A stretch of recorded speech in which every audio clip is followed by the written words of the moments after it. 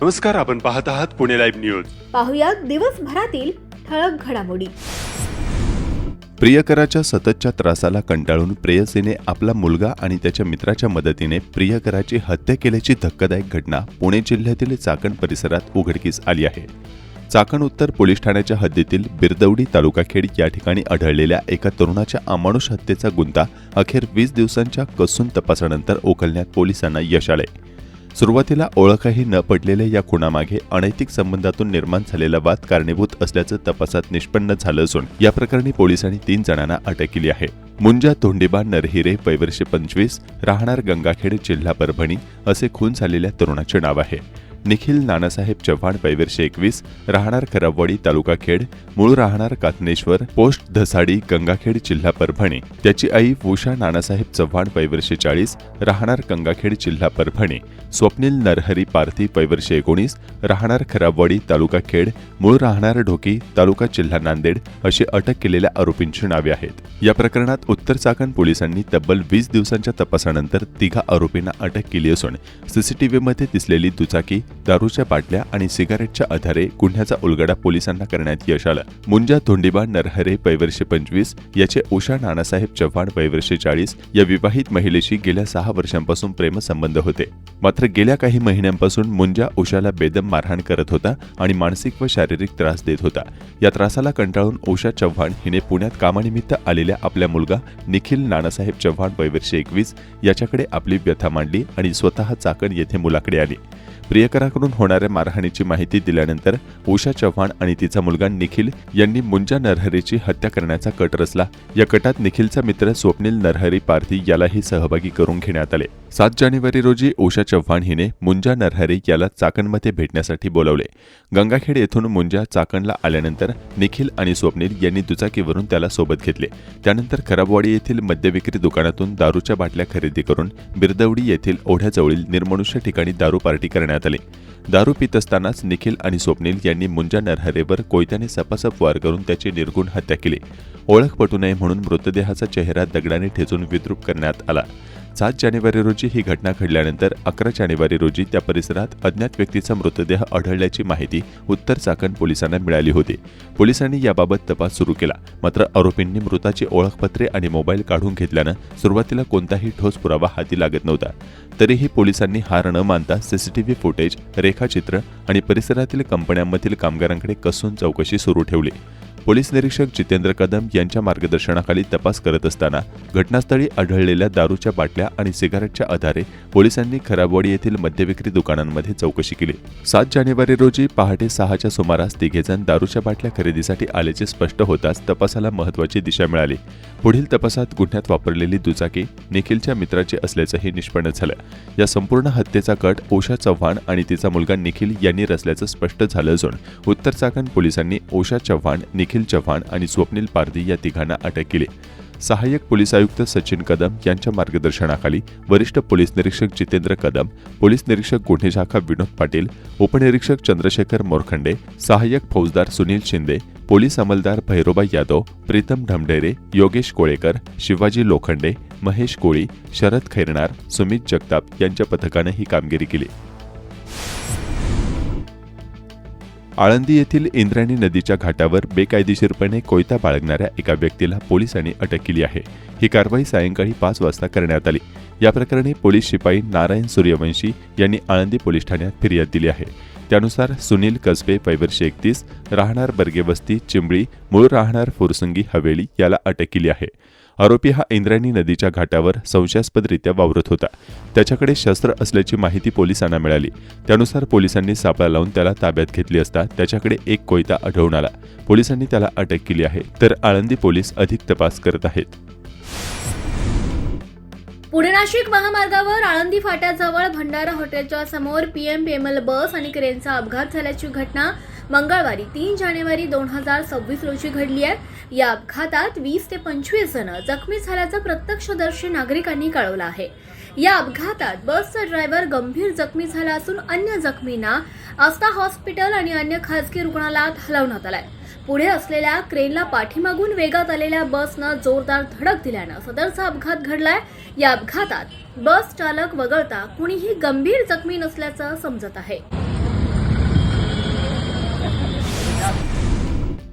वेश्या व्यवसाय चालवणाऱ्या स्पा सेंटर आणि लॉजवर अनैतिक मानवी वाहतूक प्रतिबंधक विभागानं ठिकठिकाणी मोठी कारवाई करत 8 महिलांची सुटका केली आहे. कृष्णा लॉज आणि आळंदी येथील योगीराज लॉज येथे छापे टाकून 2 महिलांची सुटका करण्यात आली आहे. संपूर्ण पुणे जिल्ह्याच्या हद्दीतून 2 वर्षांसाठी तडीपार केलेले असताना या आदेशाचं उल्लंघन करत हद्दीत आलेल्या महिलेवर चाकण पोलीस ठाण्यात गुन्हा दाखल करण्यात आलाय.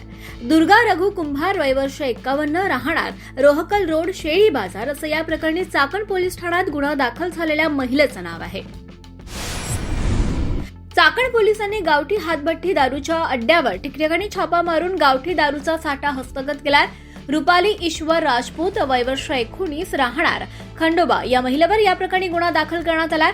त्याचप्रमाणे चक्रेश्वर रोड चाकण येथे गावठी हातभट्टी दारू विक्री केल्याप्रकरणी वंदना दीपक चव्हाण वय वर्ष 21 आणि सानिया लकी राठोड वय वर्ष 20 राहणार पठारवाडी या महिलेवर सुद्धा गुन्हा दाखल करण्यात आलाय. कुरोळी परिसरात आज राष्ट्रवादी काँग्रेस पक्षाच्या प्रचाराला जनतेकडून जोरदार पाठिंबा मिळताना दिसून आला.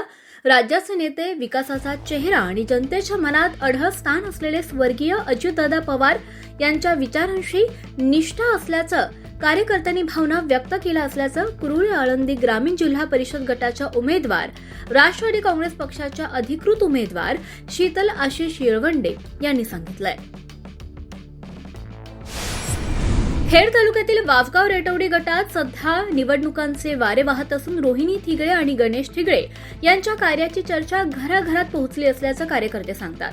गणेश थिगळे आणि रोहिणी थिगळे यांच्या समर्थकांचा उत्साह शिगेला पोहोचला असून ही लढाई आता केवळ राजकीय न राहता ती धनशक्ती विरुद्ध जनशक्ती अशी बनली असल्याचं थिगळे यांनी सांगितलं. चांगल्या व्यक्तीलाच निवडून द्या, पैसे घेऊ नका. राज्याचे उपमुख्यमंत्री स्वर्गीय अजितदादा पवार यांचा अस्थिकलश आज अत्यंत भावपूर्ण वातावरणात दर्शनासाठी खेड तालुक्यात आणण्यात आलाय. राष्ट्रवादी काँग्रेस पक्षाचे पुणे जिल्हा युवक अध्यक्ष निलेश थिगळे यांनी हा अस्थिकलश आज माजी आमदार दिलीप मोहिते यांच्या निवासस्थानी आणला. 4 वाजता अस्थिकलश चासवाडा डेहणे या प्रमुख गावी व सायंकाळी 7:30 वाजता पंचायत समिती कार्यालय समोर आर्यन कॅपिटल या ठिकाणी नागरिकांसाठी रात्री 10 पर्यंत दर्शनासाठी गर्दी केली होती. पुढील 2 दिवस म्हणजे दिनांक 4 आणि 5 फेब्रुवारी रोजी सदर अस्थिकलशाचा रथ गावागावांमध्ये फिरणार असल्याचे निलेश थिगळे यांनी सांगितले.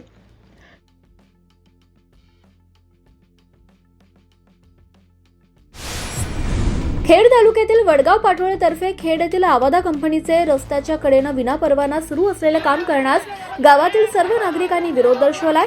यावेळी पोलीस आणि स्थानिक नागरिक यांच्यात जोरदार धुमश्चक्री पाहायला मिळाली. अखेर पोलिसांनी यावर तोडगा काढत आणि स्थानिकांची समजूत घातल्यानं येथील तणाव निवळल्याचं स्थानिकांनी सांगितलं.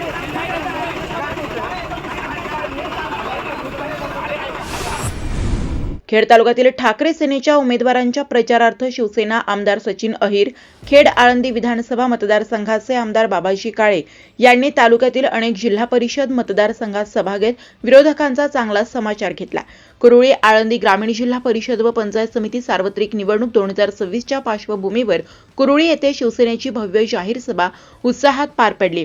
या सभेत कुरोळी आळंदी ग्रामीण जिल्हा परिषदेच्या अधिकृत उमेदवार विनया सुधीर मुंगसे, कुरोळी पंचायत समिती गणाच्या अधिकृत उमेदवार गौरी चंदनमुरे तसेच आळंदी ग्रामीण पंचायत समिती गणाचे अधिकृत उमेदवार काळूराम थोरवे यांच्या प्रचारार्थ शिवसेना आमदार सचिन अहिर, खेड आळंदी विधानसभा मतदारसंघाचे आमदार बाबाजी काळे व सुधीर मुंगसे यांच्या प्रमुख उपस्थितीत ही सभा पार पडली. यावेळी आमदार सचिन अहिर यांनी मार्गदर्शन केले. आमदार बाबाजी काळे यांनी येत्या निवडणुकीत तालुक्यातील सर्व जिल्हा परिषद व पंचायत समितींवर शिवसेनेचा भगवा फडकणार असा ठाम विश्वास व्यक्त केला. पिंपळगाव तर्फे खेड जिल्हा परिषद गटातील शिवसेना उद्धव बाळासाहेब ठाकरे उमेदवारांच्या प्रचार कार्यालयाचे व उमेदवारांसाठी जाहीर सभा माजी मंत्री सचिन अहिर यांनी घेतली. स्वर्गीय आमदार सुरेशभाऊ गोरे यांच्या यावेळी त्यांनी आठवणी जागवल्या. खेडचे आमदार बाबाजी काळे यांच्या मार्गदर्शनाखाली तालुक्यातील जिल्हा परिषद व पंचायत समिती मतदारसंघात विजयाचा संकल्प केला. मैदान करवाडी काळूस गटात देखील प्रचार सभा घेण्यात आली. त्यामुळे अशा पद्धतीने सर्व गावांमध्ये त्यांनी लोक आम्ही एक इथे घरं पाडू आणि विशेष म्हणजे या ठिकाणी धार्मिकता पुढे आहे का नाही माहित नाही. त्या ठिकाणी दत्ताचं मंदिर आहे म्हणजे मंदिर पण पाडू. अरे तू मंदिर पाडून दाखव. हा खेड तालुका नव्हे फक्त शिरोली गावातला आणि कोवळे भावकीच तुला दाखवून देईल त्या ठिकाणी शिरोली गाव काय आहे. आणि मग त्या ठिकाणी जोशी नामक एका ब्राह्मण परिवारातील 16 एकर जमीन अनाधिकृतपणे त्या ठिकाणी आपल्या रोकलला या ठिकाणी हडप केली. बिचाराची एवढी जमीन घेतल्याच्या नंतर सुद्धा 30-35 गुंठ्यावर अतिक्रमण केलं, त्याला दादागिरी केली, त्याची व्हिडिओ सगळीकडे फिरते. तो सांगतोय डायरेक्ट कायद्याने काय करायचं ते कर. बिचारा जोशी त्या ठिकाणी गप बसला, त्याचा मुलगा गप बसला. पोलीस स्टेशननी न्याय दिला नाही, परंतु मी त्यांना न्याय देण्याचं काम केलं पोलीस स्टेशन मधून. आता कोर्टाच्या दरवाजामध्ये ती फाईल आहे. येत्या अधिवेशनामध्ये त्याचे 16च्या 16 एकर पुनर्वसनचे प्लॉटिंग जरी झालं असलं तरी परत करायला लावलं नाही. तर त्या ठिकाणी खऱ्या अर्थानं मी आज आपल्याला शब्द देतो, त्यांनी जेवढी या ठिकाणी काळ्या धंद्यानं प्लॉटिंग केलं, अनाधिकृत प्लॉटिंग केलंय, प्लॉटिंग करा नाही म्हणत नाही. आपले शेतकऱ्याचे पुत्र प्लॉटिंग करतात. ज्या गोरगरिबांना, सर्वसामान्य कामगारांना पूर्ण बांधकाम करायचे असेल नक्की करा. परंतु कवडीमोल भावानं दादागिरी करून महिलांच्या टोळ्या आणून त्या ठिकाणी ताबे घेऊन तुम्ही जर शेतकऱ्यावर अन्याय करून जर असे ताबे घेतले असतील तर या ठिकाणी हे जनता माफ करणार नाही. त्यामुळं मंगेशराव, मी तुम्हाला सांगू इच्छितो, शिरोली गावची परवाही आपण शपथ घेऊन सभा घेतली की तुमची 3800 मतदान आहे. 3500 ते 3400, 3300 ते 3400 मतदानाचा हक्क बजावतील. 3000 मतदार तुम्हाला नक्की मतदान करतील. परंतु एक शब्द मला द्या, मी जेव्हा पंचायत समितीला उभा होतो माझ्या गावचं मतदान काळुसवाल्यांकडे होतं, पण तरी सुद्धा काळुसवाल्यांनी 2017 साली माझा काळूस गावाशी काही काळीचा संबंध नव्हता. कवडीचेही माझे उपकार त्या गावावर नव्हते, फक्त धार्मिकतेतला माणूस म्हणून आज त्या गावातील सर्व मंडळींनी पार्टी विसरून मला 1100 मताचं मताधिक्य दिलं. आणि त्यावेळेस हे सगळे टोपीवाले मंडळी असतील, जुने मंडळी असतील, नवीन मंडळी असतील, त्यांनी मला खात्री दिली होती की आमच्या उमेदवाराला कदाचित 1-2 मतं कमी पडावी, परंतु आम्ही खुनशी आहोत. आमच्यावर अद्यापर्यंत हा मोठा अन्याय झालाय. आम्हाला तुम्हाला आमच्या उमेदवारापेक्षा 1 मत तरी जास्त झालेलं पाहिजे. परंतु 1100 मतं या ठिकाणी मायबाप जनतेने मला दिली. काळूस गावावर माझा विश्वास आहे. मी त्यांना बांधून कधीच घेणार नाही, कारण त्यांची परिस्थिती मी पाहिलेली आहे. आणि त्यामुळं काळूस गावाच्या गणेश नानांना जेवढं मतदान होईल कदाचित त्याच्यापेक्षा 2 मतं तुम्हाला ती मंडळी जास्त देतील. परंतु शिरोली गावचे या ठिकाणी सर्व सरपंच मंडळी आहेत, सर्व माजी सरपंच आहेत, जाणती मंडळी आहेत, ज्येष्ठ मंडळी आहेत, युवा वर्ग आहे. आपल्याला या ठिकाणी विश्वास गणेश नानांना द्यायचा आहे की मंगेश भाऊला जेवढं मतदान झालंय तेवढंच मतदान या ठिकाणी गणेश नानांना मिळालं पाहिजे. आणि मग ही 2 मोठी गावं ज्यावेळेस एकत्र होतील, आणि एकत्र तर होणारच आहे. गणेश नाना असले पक्षातून उमेदवारी मिळाली असती तर मी वैयक्तिक शुभेच्छा दिल्या असत्या. आपण विरोधकांना पण शुभेच्छा देतो, आपल्यातल्या सहकार्याने मिळालं तर का नाही. पण ते न करता टीका टिप्पणी करणं, आरोप करणं, आमदारांच्या विरुद्ध आरोप करणं. आता आवाज उद्या तुमच्याही बाबतीत बोलतील उद्या, म्हणजे आज तुम्ही समाचार थोडाच घेतले, पूर्ण नाही घेतलेले, 7 तारखेनंतर उद्या परवा आमच्याबद्दल बोलतील. पण अशी आरोप प्रत्यारोप आपल्यातले सहकार्याने करणं हे काय उचित नाही. असो, आता काही लोकांना माहित आहे ते वापरायला आपल्याला काहीच नाहीये, बोलायला आता आपल्याला काही संधी नाहीये. आणि त्यांची परिस्थिती पण तुम्हाला माहित आहे की जे माझी आहे, मला तर राजकीय जे एकंदरीत जे वातावरण वाटतोय किंवा काय होतोय, काही लोक भावनाच्या आधी राजकारण करण्याचा प्रयत्न करतायत, तो त्यांचा अधिकार आहे, करायचे की नाही. पण पुढचं राजकारण असं आहे की ते तरी ते आहे त्या जागेवर राहणार आहेत की नाही राहणार आहे, हाही प्रश्न संपूर्ण महत्वाचा आहे. कारण आजूबाजूच्या ह्याच्यामध्ये कालपर्यंत भारतीय जनता पार्टीचे लोक जे त्यांना शिव्या घालत होते, पालकमंत्र्यांना शिव्या घालत होते, त्यांना विरोध करत होते, अशा लोकांना घेऊन तुम्ही आज इकडे जिल्हा परिषदामध्ये काही भागामध्ये तुम्ही उमेदवारी देऊन त्यांना पुढे आणण्याचं काम करताय. मग भविष्यकाळामध्ये तुम्ही कुठे राहणार आहात की नाही, आहे त्या जागेवर स्थिर आहात की नाही, हा देखील एक संभ्रम या तालुक्यामध्ये आहे. म्हणून कोणीही देखील भावनात्मक होऊन मत त्यांना देणं म्हणजे ते त्यांना मत जाणार नाही. तेव्हा प्रत्यक्ष भारतीय जनता पार्टी आणि जे सत्तेतले बसलेली जी लोक आहेत, ज्यांची भूमिका, ज्यांची मानसिकता ही लोकशाही संपवण्याची आहे, ज्यांची मानसिकता या राज्यामध्ये पक्ष फोडण्याची आहे, ज्यांची मानसिकता कुटुंब तोडण्याची आहे, अशा लोकांना प्रवृत्त करण्याचं काम करण्याची भूमिका न घेण्यासाठीच आपण एक संघाने आणि एक ताकदीने आपण सर्व आपल्या खेड तालुक्यात भूमाफिया मंडळींनी उच्छाद मांडला आहे. चाकण औद्योगिक भागातील जमिनी लुटण्याच्या धक्कादायक घटना समोर येत आहेत. अशीच एक घटना रोहकल येथे घडली आहे. संबंधित शेतकऱ्यांनी याबाबतची व्यथा पत्रकारांच्या समोर मांडली. दरम्यान पत्रकार घटनास्थळी आल्याची माहिती भूमाफिया मंडळींना मिळाली. या घटनेचे वार्तांकन करून परतणाऱ्या पत्रकाराला पुणे नाशिक महामार्गावर वाकी ते चाकणमधील आंबेठाण चौकाजवळील उड्डाणपुलावर बंदकाचा असलेल्या भरधाव 4 चाकी मोटारीने 3 वेळा धडक देण्याचा प्रयत्न केला. त्यानंतर ही मोटार उड्डाणपुलाच्या खालून पुन्हा भरधाव वेगात माघारी निघून गेली. याबाबत चाकण पोलीस ठाण्याच्या वरिष्ठ पोलीस अधिकाऱ्यांना संबंधित मोटारीच्या क्रमांकासह या प्रकाराची माहिती देण्यात आली आहे. दरम्यान पीडित संबंधित शेतकऱ्यांचं नेमकं म्हणणं काय आहे ते जाणून घेऊयात. तुमचं नमस्कार, मी मयूर दिलीप जोशी. मी राहायला रोकलमध्ये आहे. रोकलमध्ये आमच्या वडिलांची वडिलोपार्जित जमीन आहे आणि त्या जमिनीवर एका इस्माने सय्यद गुलाम इनामदार यांनी 35 गुंठ्यावर अतिक्रमण केलेलं आहे. आपण त्याची मागं पण बातमी दिली होती. त्याच्यावर काही कुठल्याही प्रकारचं ॲक्शन झालेलं नाही. उलट त्यांची बांधकामही चालू आहेत. त्यांचं अतिक्रमण हे चालूच राहिलेलं आहे. त्यांनी कुठल्याही प्रकारचे म्हणजे प्रशासनाला जुमानतच नाही. त्यावेळेस सुद्धा पोलिसांनी सांगितलं होतं की तुम्ही मागच्या साईडनी कुठल्याही प्रकारचे बांधकामं करू नका, पाईपलाईन करू नका. पण आम्ही कुठल्याही कार्यक्रमासाठी 2-4 दिवस बाहेर गेले असतो की ते लगेच मग मागं पाईपलाईन करून घेणे किंवा असे काम त्यांचे चालू राहतात. ते कुठल्याही प्रमाणे प्रशासनाला तो जुमानतच नाही, ना कोर्टाला जुमानत आहे. कारण ही केस जी आहे ती कोर्टामध्ये चालू आहे. आणि हे तुम्ही खाली इकडे पाहू शकता, या पूर्ण 35 गुंठ्याचं अतिक्रमण केलेलं आहे त्यांनी. आणि त्याच्यासाठी आपल्याकडे फाळणीचा नकाशा पण आहे, कप्रत आहे. आपल्याकडे 2दा मोजणी पण झालेली आहे. आपण 3ऱ्यांदा मोजणी टाकली होती. 3ऱ्या मोजणीला त्यांनी विरोध सुद्धा केला होता. मग आता जर का तुमचं खरं क्षेत्र होतं तर तुम्ही मोजणी का नाही होऊन दिली, हा पहिला प्रश्न आहे तुम्हाला. तुम्ही मोजणी होऊन द्यायला पाहिजे होती. हे सर्व लोकांना त्यांनी अक्षरशः टांगणीला हे केलेलं आहे. कारण ह्या लोकांना सुद्धा तोच प्रश्न आहे की जर का तुम्ही खरे होते तर तुम्ही मोजणी का नाही होऊन दिली, तुम्ही मोजणी का आडकाठी केली मोजणीमध्ये. म्हणजे एका बाजूला तुमची फसवणूक आणि दुसऱ्या बाजूला ज्या प्लॉट धारकांना जमिनी विकल्या त्यांची पण फसवणूक. ज्या प्लॉट धारकांनी इथं प्लॉट घेतले त्यांची सुद्धा खूप मोठ्या प्रचंड प्रमाणात फसवणूक चाललेली आहे. बरं, आता हे जे सय्यद इनामदार तुम्ही जे नाव घेताय, हे आता जे पंचायत समितीचे उमेदवार आहेत त्या काळूच घरातले तेच सय्यद इनामदार. बरं, मग आता ते तर निवडणुकीला उभे आहेत आणि ते प्रचंड प्रमाणावर पैसा खर्च करतायत. ते निवडून येतील अशी चर्चा आहे तिकडे सगळीकडे. मग हे निवडून आल्यानंतर जर आत्ताच त्यांच्याकडे कुठलं पद नाही तर इतकी दादागिरी किंवा दडपशाही तुम्ही सांगताय तशा पद्धतीने करतायत, हे निवडून आल्यानंतर काय करतील, काय वाटतंय तुम्हाला? कसं सर, असं वाटतं ही माणसं समाजासाठी खरंच घातक आहे. कारण लोकांना फसवून, सामान्य शेतकऱ्यांना फसवून त्यांना त्यांच्याकडून पैसे घेणे, जमिनी विकत घेणे, चुकीची कामं करणे, अशा लोकांना भक्कम पैसा हे लोक जमा करतात आणि निवडणुकीला उभे राहतात. तर निवडणुकीला उभे राहणं कळायला पण पाहिजे की लोकशाहीला की किती घातक हे लोक. सामान्य जनतेने याचा विचार करावा. तुमची स्वतःची पण फसवणूक झालेली आहे, बरोबर ना? तुम्ही आता आम्ही एक कुटुंब आहोत. एक कुटुंब आहे तुम्ही सगळेजण. एक कुटुंब आहोत.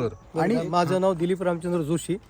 मी गेली 40 वर्ष इथं राहतोय, शेती करतोय आणि आजपर्यंत आमच्या शेतीत असा कुठला प्रकार झाला नाही.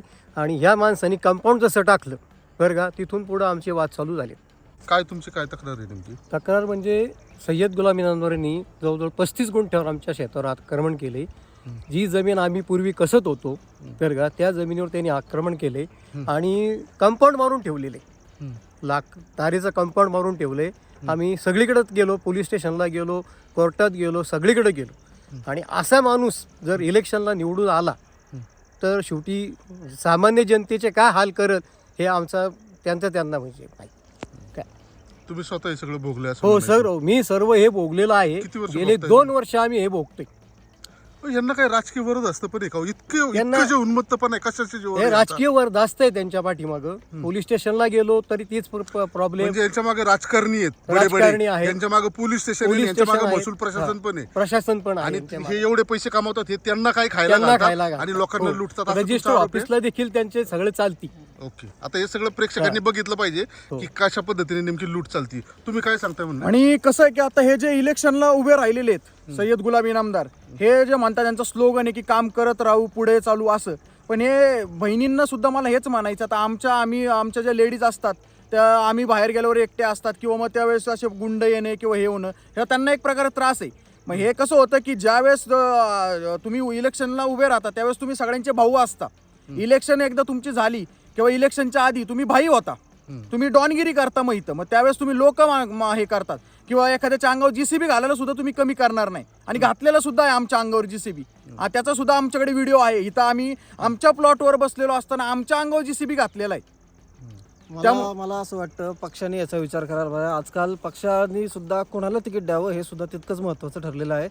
जनतेचा विचारायला पाहिजे की जनतेच्या मनात काय आहे, कोणाला नेमके उमेदवार कोणाला पाहिजे नेमका. आता मला एक आपल्या पुढे लाईव्हच्या सगळ्या प्रेक्षकांना कळू द्यात, तुम्ही त्यांच्या विरोधी उमेदवारांचे तुमचे काय संबंध आहेत का? काही काही नाही. संबंध आमचे नाही. कोणाशी तुमच्यावरती काही अन्याय झालाय म्हणून हा, तुम्ही हा. सगळी तुमची भूमिका मांडताय. तुम्हाला या राजकारणाशी काही देणं घेणं नाही. बरोबर आहे माझ्या माहिती बरोबर. आम्ही ज्या ठिकाणी राहतो ना, तो जे तिथं उभे राहिलेले आहेत काळूस ग्रामपंचायत, ती आमच्यामध्ये येत नाही. पंचायत समिती आमच्या साईडला पाईट येते. आम्ही त्यांच्या ह्याच्यामध्ये म्हणजे मतदार पण नाही आहेत. पण आमच्यावर जो अन्याय झालाय, आज आमच्या घरापाशी आग लागलेली, आज दुसऱ्याच्या घरापाशी आग लागायला नको, एवढीच भावना आहे आमची. आम्ही त्यांचे मतदार नाही, आम्हाला कुठल्या पक्षाला पण हे करायचं नाही, कोणत्याही पक्षाचे आणि कुठल्याही पक्षाचे कार्यकर्ते पण नाही. आम्ही सामान्य मतदार आहे, आणि सामान्य मतदार या प्रमाणे आम्ही तुम्हाला सांगतो की सामान्य जनतेची फसवणूक होऊ नये. ज्याला कोणाला तुम्हाला तिकीट द्यायचंय त्याची पार्श्वभूमी बघावी, त्याची गुंडगिरी करतो ते बघावी. देऊन झाले. ठीक आहे. आता त्यांनी पण तिथं सगळं करून आता झालं. पक्षाने त्यांचं काम केलं, आता जनतेने त्यांचं काम करावं. जनतेच्या मनात काय आहे तर त्यांनी विचार करून निर्णय घ्यावा. आज आमच्यावर अशी वेळ आली, उद्या तुमच्या घरात पण येऊ शकते, उद्या तुमच्या आई बहिणींवर असे उद्याला जरी पंचायत समितीचे खरंच सदस्य झालेच, कारण आता जे काही मी ऐकतोय ना, सगळं प्रशासन डोळ्यावरती पट्टी बांधून बसलेले. प्रशासन म्हणजे त्यांनी इतका धूर केलाय पैशाचा, सगळे लोक सांगतात. त्यांच्यावरती काही कोणी कारवाई करायला तयार, हे प्रशासन त्यांच्यावर काय कारवाई करेल असं मला काही वाटत नाही. पण हे पंचायत समिती सदस्य झाल्यानंतर तुम्हाला भीती काय वाटते नेमकी? आम्हाला भीती का, आता ऑलरेडी त्यांच्याकडे कुठलं पद नसताना ते आमच्यावर एवढा अन्याय करता येते.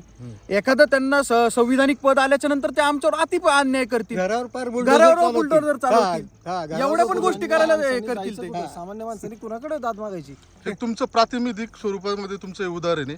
अशा या भागामध्ये त्यांनी खूप मोठ्या प्रमाणावरती प्लॉटिंग भरपूर लोकांचे आहेत ते, की त्यांचे सुद्धा तेच प्रॉब्लेम चालू आहेत. आता टीव्हीला पण पाहतो की त्यांच्या सुद्धा असंच रातोरात अतिक्रमण केलेलं आहे, त्यांचं ह्याच्यावर हे करून टाकलेलं आहे, त्याच्यानंतर त्यांची पूर्ण जागा हडप केलेली आहे, नंतर त्यांना दमदाटी सुद्धा केलेली आहे. हे चालूच राहतंय त्यांचं. काळूस पंचायत समिती गावातला काय सातबारा राहत नाही कोणाचं नीट कुणाचा एकंदरीत वाटतंय प्रशासकीय आज प्रशासकीय अधिकारी लपून छपून त्याची मदत करतात. उद्या जर तो पदावर बसला तो माणूस तर ते डायरेक्ट मदत करतील, उघडपणे मदत करतील. सामान्य माणसाने जायचं कोणाकडे, विचार करण्यासारखी गोष्ट आहे ही. मला पण सर्व मतदारांना एवढंच सांगायचं की तुम्ही पूर्ण पार्श्वभूमी पहा. आमच्यावर जे झालंय तुम्ही स्वतः येऊन इथं पाहू शकता. मी तुम्हाला पेपर दाखवू शकतो, त्याच्यावर तुम्ही ठरवा. आम्ही कुठल्याही गोष्टी हवेत बोलत नाही, कोणत्याही पक्षाचे कार्यकर्ते आणि आम्ही नाही. कुठल्याही एक पक्षाचे सामान्य कार्यकर्ते माणूस नाही. म्हणून आम्ही फक्त हे सामान्य तुम्हाला सांगितलं. लोक आहोत. आम्ही शेती करणारी लोक आहोत, आणि शेती करता करता आमच्यावर जो अन्याय झाला हा फक्त आम्ही प्रत्येक ठिकाणी मांडलेला आहे. आम्ही अन्याय खेड तालुक्यात प्रचाराचा धुराळा उडालाय. तालुक्यातील नेत्यांकडून एकमेकांवर जोरदार आरोप प्रत्यारोप होत आहेत. मागील काही दिवस विरोधकांच्या टीकेला काहीही उत्तर न देणारे खेडचे आमदार बाबाजी काळे यांनी अखेर रेटवडी गावात विरोधकांचा खरपूस समाचार घेताना विविध गंभीर विषयांवर भाष्य केलं आहे. अरे ज्या बोगाड्यांनी त्यांच्यावर तुम्ही आरोप करता ते तुमच्याबरोबरच 10 वर्ष होते. मग 10 वर्ष ते तुमच्याबरोबर असताना ते ठेकेदार आहेत हे तुम्हाला माहीत होतं. त्यावेळेस त्यांची ठेकेदारी तुम्हाला चालली. त्यावेळेस भाषणातून यांनी सांगितलं की बोगाडे मयूर कन्स्ट्रक्शनची कामं ही अत्यंत उत्कृष्ट आहेत. त्यातलं एक काम मी सांगतो, सुरेश भाऊंच्या कालावधीमध्ये सतारका वस्तीचं काम मयूर कन्स्ट्रक्शनच्या माध्यमातूनच झालं.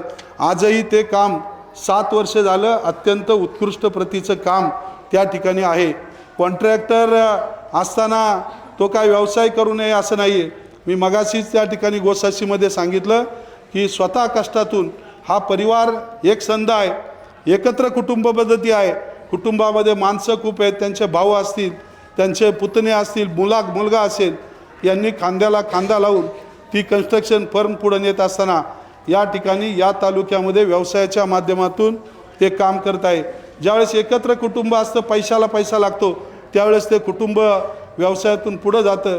म्हणजे त्यांच्या ठेकेदारीवर आज ते तुम्हाला सोडून गेले म्हणून त्या ठिकाणी तुम्ही शोक करीत बसलेले आहेत. आणि शोक सभेतून त्यांच्यावर टीका करता. तुम्हाला 9 तारखेनंतर स्वतःच शोकसभा घेण्याची वेळ येईल. ती शोकसभा घेण्याची वेळ म्हणजे राजकारणातून तुम्ही हद्दपार होणार. त्या राजकारणातून हद्दपारीची शोकसभा तुम्हाला घेण्याची वेळ येणार आहे. आणि खऱ्या अर्थानं या ठिकाणी जास्तीची टीका करू नये. असं सर्वजण मला सांगतात. परंतु तुम्ही बोगाड्यांवर टीका करताना एक गोष्ट लक्षात घ्या, बोगाड्यांचा कॉन्क्रीटचा प्लांट आहे. बोगाडे हे मर्यादा पाळणारी व्यक्ती आहे आणि म्हणून मी सांगतो की बोगाड्यांना त्यांचं घराचं काम चालू असताना जेवढे स्लॅब झाले त्या स्लॅबवर ते जे चालतात, झोपतात, वावरतात, त्या स्लॅबचं कॉन्क्रीट बोगाड्यांनी फुकट त्यांना दिलेलं आहे. ज्या गेटमधून आत पाऊल ठेवल्यावर परिसराचं जे कॉन्क्रीट आहे ते कॉन्क्रीटसुद्धा बोगाड्यांच्या प्लांटवरून यांनी फुकट वापरलेलं आहे. बोगाडे जरी बोलत नसले तरी मला त्या सर्व गोष्टीची जाणीव आहे. त्यामुळे यांनी काय काय लोकांकडून फायदे घेतले, कॉन्ट्रॅक्टरकडून काय फायदे घेतले, यांनी काही कारनामे केले ते आता सांगायला वेळ नाही. ही आमदारकीची निवडणूक नाही, परंतु एक सर्वसामान्य कुटुंबातील एक सुनबाई आज एका चांगल्या दिशेनं त्या ठिकाणी या गटामध्ये आव्हान तिने निर्माण केलेलं आहे आणि त्या आव्हानाला आता कुणीच रोखू शकत नाही. म्हणून संबंधित उमेदवारसुद्धा दीप्तीताईवर, त्या ठिकाणी कुटुंबावर, हे कुटुंब मोठं आहे, आम्ही गरीब आहोत. मग आत्ता त्यांनी सांगितलं की 3 कोटीच्या बंगल्यात राहणारी व्यक्ती आणि ज्या कुटुंबात 1.5-2 कोटीच्या 4 व्हीलर गाड्या आहेत ते कुटुंब कधी गरीब असतं का? आणि मग यांचा कन्स्ट्रक्शनचा व्यवसाय असेल, बांधकामाचा व्यवसाय असेल, त्यांचाही बांधकामाचा व्यवसाय आहे. आणि मग या ठिकाणी तुम्ही बोलायला लावू नका. दुसऱ्या उमेदवाराबरोबर बद्दल तुम्ही ज्यावेळेस बोलता, तुमचा उमेदवारसुद्धा त्या ठिकाणी पुनर्वसनाच्या जमिनीचे खरेदी विक्री करतात, गोरगरिबाच्या जमिनीवर ताबे टाकतात, ताबे टाकून त्या ठिकाणी प्लॉटिंग करतात आणि ते प्लॉटिंग उच्च दर्जानं त्या शेतकऱ्याला 1 लाख रुपये गुंठा द्यायचा आणि जर ते प्लॉटिंग यांनी 10-12 लाख रुपये गुंठ्याने विकायचं. आणि मग तुमचे उमेदवार त्या ठिकाणी कसे आहेत हे जर काढायला लागलं तर आमदार म्हणून मला मर्यादा आहेत, परंतु दीप्तीताई आणि त्या कुटुंबावर तुम्ही जर या ठिकाणी जर अशा पद्धतीनं आरोप उमेदवार आणि त्यांचा नेता जर करणार असेल तर ही जनता सुज्ञ आहे. या गटामध्ये त्याचा निर्णय येत्या 7 तारखेला मशाल चिन्हासमोरचं बटन दाबून या गटातील जनता या ठिकाणी दाखवणार आहे. आणि मला सांगायला आनंद होतो. आता 3 ते 4 दिवस राहिले. बाकीचे उमेदवार किंवा त्यांचे सोबत जे असतात ते टीका टिप्पणी करायला त्यांनी सुरुवात केलेली आहे. इतर भूलथापा मारतायत. मी एकच सांगते की कुठल्याही भूलथापांना तुम्ही बळी पडू नका. जसे जसे दिवस जवळ येतील, आत्ताच त्यांना जाणीव झाली आहे की पुढचे उमेदवार तितक्याच ताकदीचे आणि त्यांचा विजय हा नक्कीच आहे, आपला पराजय हा संभव आहे, ही विचारधारणा मनात देऊन रडीचा डाव त्यांनी पहिल्यापासूनच सुरू केला. जेव्हा उमेदवारी अर्ज आम्ही दाखल केला तेव्हा प्रांत कार्यालयासमोर एका उमेदवार अगदी वकिलांची फौज घेऊन त्या ठिकाणी माझा अर्ज बाद करावा यासाठी आलेला होता. परंतु रोकडोबा महाराजांच्या मंदिरात सांगते, ज्याचं कर्म चांगलं असतं त्याला कसलाही प्रकारचा धक्का लागत नाही. अगदी वकिलाच्या तोंडातून त्या ठिकाणी माझं नावसुद्धा निघालं नाही, कारण ज्याचं कर्म चांगलं असतं त्याच्या पाठीशी सर्वसामान्य जनता तर असतेच, परंतु दैवाचा मोठा हात असतो. पत्नीच्या स्मरणार्थ गावासाठी वैकुंठ रथ अर्पण. कडूस दोंदे तालुका खेड येथील सेवानिवृत्त पोलीस अधिकारी ॲडव्होकेट पांडुरंग तथा बाळासाहेब कोहिनकर यांनी गावासाठी वैकुंठ रथ अर्पण केलाय. त्यांच्या पत्नी कैलासवासी सौ सुषमाताई पांडुरंग कोहिनकर यांचे निधन झाले. त्यांच्या स्मरणात गावाची गरज ओळखून वैकुंठ रथ देण्यात. नमस्कार, आपण पाहत आहात पुणे लाईव्ह न्यूज.